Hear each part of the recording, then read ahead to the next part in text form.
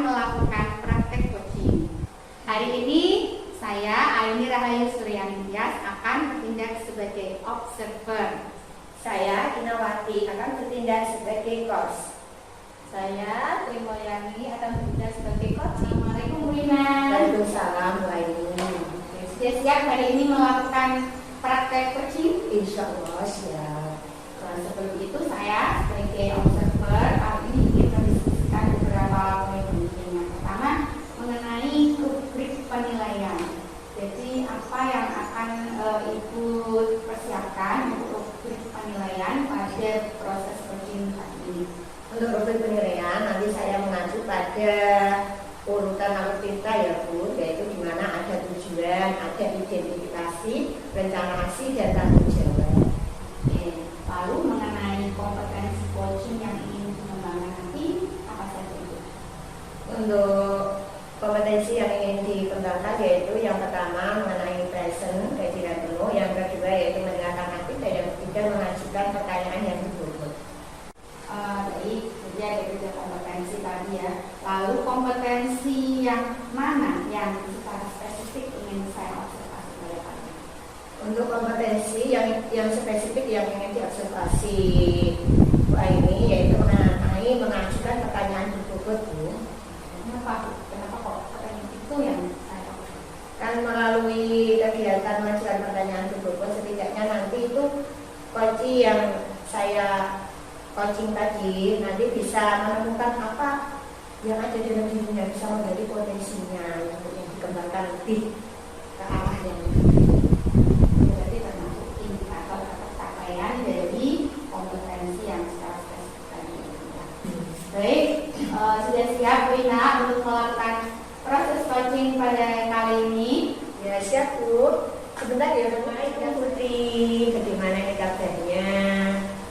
Waalaikumsalam Bu Ina. Alhamdulillah kabar saya hari ini baik-baik saja. Bu Ina sendiri bagaimana kabarnya tuh? Alhamdulillah sehat. Oh iya Putri, ini kemarin kan katanya Putri mau sharing, mau diceritakan. Saya kok jadi penasaran ya, kira-kira ada apa dan cerita apa kok kira-kira penting atau menarik yang mau diceritakan Putri. Iya Bu Ina, saya ingin meminta waktu Bu Ina sebentar itu untuk mendengarkan keluh kesah saya, karena itu kemarin saya habis disupervisi oleh kepala sekolah dan saya itu mendapat teguran dari kepala sekolah. Oh iya, alhamdulillah dari ini kebetulan saya lagi santai-santai Putri. Oh iya, kita jadi bisa ngobrol-ngobrol. Oh iya, sebelum kita ya ngobrol-ngobrol ya, nanti untuk kegiatan hari ini apa yang ingin Putri capai? Saya ingin mendapatkan solusi dari permasalahan yang saya rasakan kemarin ya, saat saya duduk berdiskusi. Oh, coba Putri bisa ceritakan itu ceritanya bagaimana itu kemarin? Ya, kan di supervisi kok kelihatannya ada permasalahan yang kiranya mengganggu gitu ya. Iya Bu, betul sekali. Tapi gini Bu, kemarin itu kan saya disupervisi oleh kepala sekolah.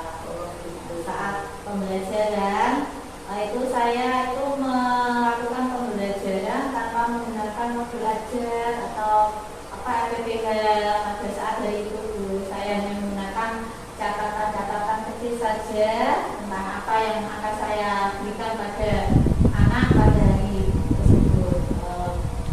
Terus ketika saya diingatkan oleh kepala sekolah, itu saya itu menyampaikan kalau saya itu tetap sesuai dengan kurikulum dan tema yang telah sepakati meskipun saya tidak membantu belajar. Jadi saya ya nggak geser dari kurikulum atau tema, tapi cuma saya itu saat itu tidak membuat modul ajar dulu. Ya, tapi kelihatannya pas waktu saya itu tersinggung dengan apa yang dari itu saya lakukan itu. Oh, berarti begini ya Bu ya. Ketika jenengan disupervisi itu berarti jenengan mengajar tapi hanya menggunakan catatan kecil, tidak membuat RPP dan modul ya. sekarang yang saya tanyakan ya Bu ya, itu perasaan Putri ketika disupervisi kan itu bagaimana, kan sudah Pak Mas Teh tahu kalau melakukan ya ada kekurangan, ada kesalahan ya, itu perasaan Putri itu pada waktu itu bagaimana? Saya yang pertama itu saya merasa bersalah ya kepada kepala sekolah saya, karena apa? Saya itu kan sebagai guru kok tidak menjalankan cara tertib administrasi itu. Saya itu merasa apa ya, malu lah saat itu ya Bu ya. Ya, saya bisa menyadari Bu kalau ya ketika kita disupervisi kok melakukan misalnya kesalahan seperti yang Putri ceritakan, kalau kita merasa malu, merasa bersalah ya. Sekarang yang saya tanyakan ya Putri ya, menurut Putri itu hambatan apa sih yang kemarin kok sampai Putri itu tidak membuat modul ajar maupun FPP gitu? Pertama itu kan saya merasa sudah terbiasa mengajar ya Bu ya, meskipun tanpa membuat modul ajar, saya ambil dari susahnya saja. Kemarin itu saya nggak membuat modul ajar dan FPP itu. Yang pertama itu saya kan kemarin sebelum supervisi itu saya ada kepentingan ya Bu ya, kepentingan pribadi lah, tapi yang nggak terus saya izin pulang dulu. Nah, pikir saya ya nanti sampai di rumah saya akan membuat modul ajar di rumah, APP di rumah. Tapi gimana Bu, sampai rumah itu ya kerja rumah juga dan menunggu ya Bu, jadi terus modul ajar APP itu terbengkalai. Itu saya tuh hanya berpikir seperti ini lah. Ini saya tidak sempat membuat modul ajar dan APP.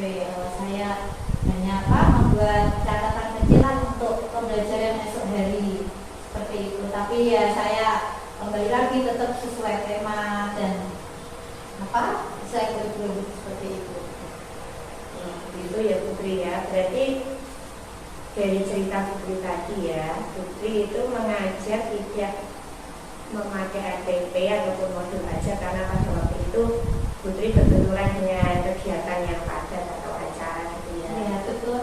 Nah, sekarang menurut Putri ya, guru seperti apa sih yang menurut Putri itu yang baik istilahnya ya, yang baik atau yang profesional itu yang seperti apa yang menurut Putri?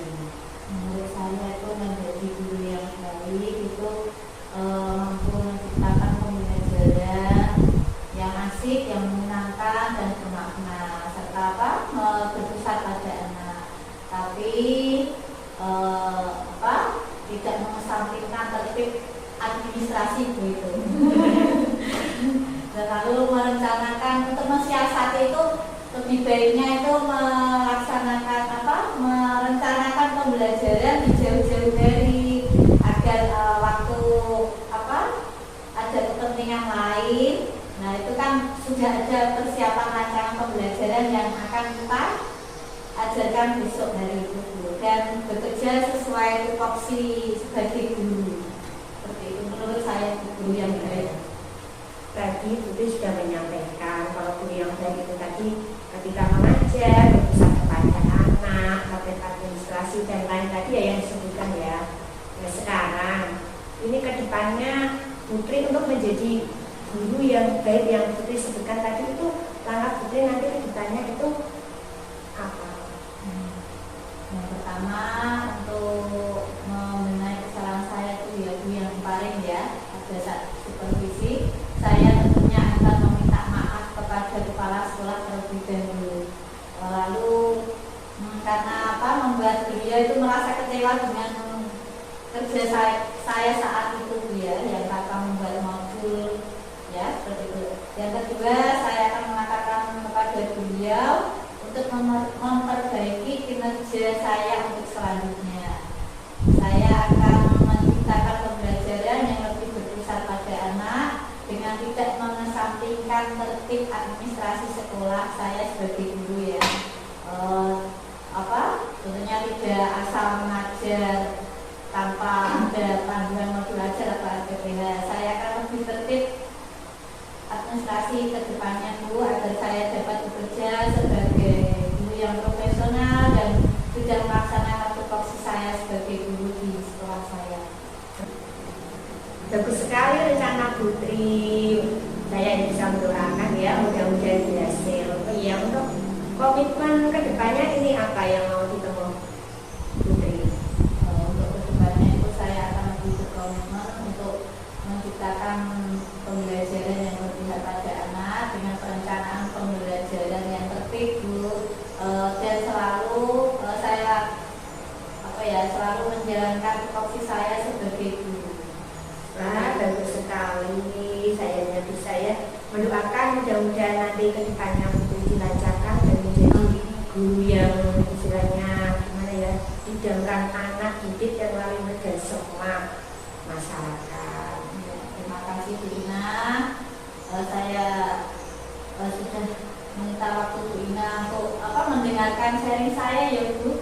Ini saya sudah agak sedikit lega karena apa ya Bu, sebelumnya itu saya waktu malamnya itu berpikir tuh Bu, nanti kerja saya waktu ini tadi sudah membuat kepala sekolah saya menjadi kecewa.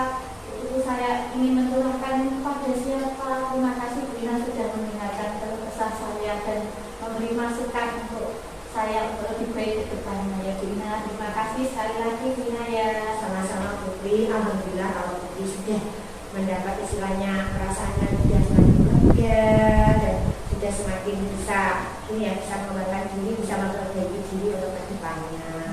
Semoga dilancarkan ya Putri ya. Amin Bu Ina. Baik, betul sekali tadi saya melihat dan mendengar proses coaching yang dilakukan Bu Ina Putri.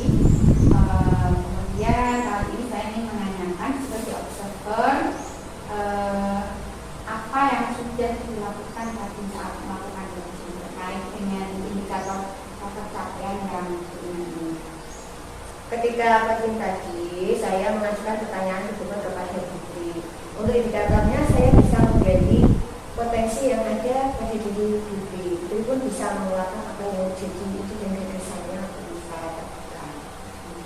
Ya, benar sekali ya. Menurut saya juga begitu kan. Saya mengamati dari hasil coaching yang Bu Ina dan Bu lakukan. Tapi saya melihat Bu Ina sudah fokus ya, fokus bebas dari kegiatan lain. Jadi eye contact-nya juga bagus. Kemudian bebas dari penilaian dan asumsi. Kemudian dari kompetensi-kompetensi yang ini dikembangkan, saya melihat juga sudah dikembangkan dalam proses komunikasi, yaitu presence, jadi secara utuh. Kemudian Bu Ina juga mendengarkan dengan aktif, dan yang lebih penting lagi tadi yang dikembangkan secara spesifik yaitu pertanyaan yang berbobot. Itu saya sudah melihat teori tadi bisa menggali ide dan potensi dari coaching, bisa menemukan kekuatan dalam diri coaching dengan pertanyaan yang menanyakan kepada coaching bagaimana guru yang baik itu, kemudian bagaimana caranya untuk mewujudkan keinginan untuk menjadi guru yang baik. Kemudian juga pertanyaan yang paling penting tadi yaitu menentukan komitmen yang akan dilakukan coaching setelah proses coaching.